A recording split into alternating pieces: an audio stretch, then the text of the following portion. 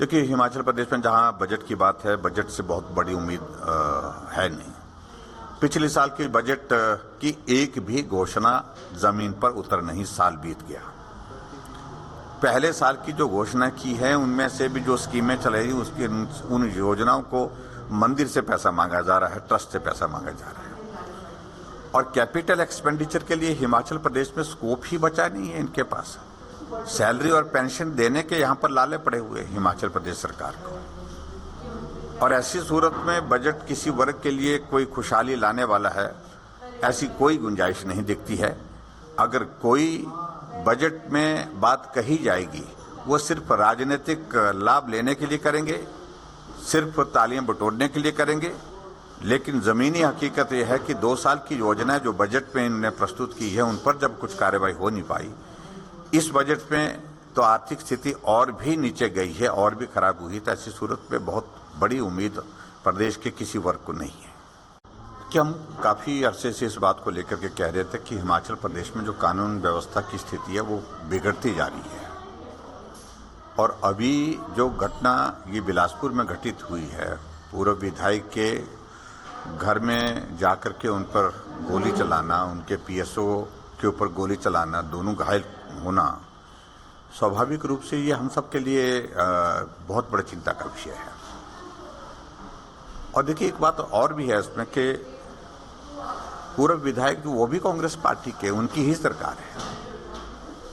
और ऐसी सूरत में जब वही लोग सुरक्षित नहीं हैं तो और भी चिंता का विषय बनता है। ऐसे में मैं ये जरूर कहना चाहूँगा, अभी इन्वेस्टिगेशन की प्रोसेस चली है, इस पर मैं कोई ज़्यादा टिप्पणी नहीं करना चाहता हूँ। हम इंतज़ार कर रहे हैं कि क्या उसमें आउटकम आती है उसकी। लेकिन दिन दिहाड़े घटना होती है होली के दिन, और जो हमलावर है वो वहाँ से भाग जाते हैं।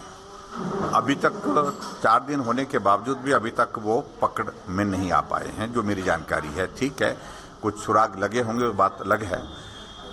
लेकिन सबसे बड़ी बात है कि जो हैरानी करने वाली, जो जिस तरह की स्टेटमेंट्स जो घायल हुए हैं, चाहे वो पूर्व विधायक है, चाहे उनके परिवार से उनका बेटा है, जिस तरह की स्टेटमेंट वो दे रहे हैं और वो हैरान करने वाली है।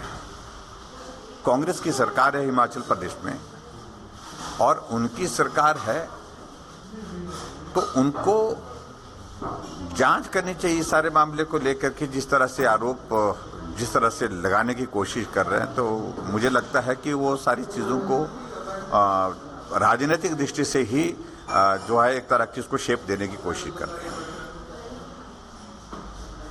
जांच करें, तथ्य क्या है उसके पीछे, लोग कौन है उसके पीछे, उस सारी चीज़ को लेकर के जो भी रिपोर्ट आएगी, जो भी इस पर कार्रवाई उसके मुताबिक होनी चाहिए, वो कार्रवाई होनी चाहिए। हम तो एक ही चीज़ कहते हैं कि जो दोषी हैं उनको जल्द से जल्द उनको गिरफ्तार होना चाहिए, गिरफ्तार करना चाहिए सरकार को, और उनके खिलाफ कार्रवाई करनी चाहिए।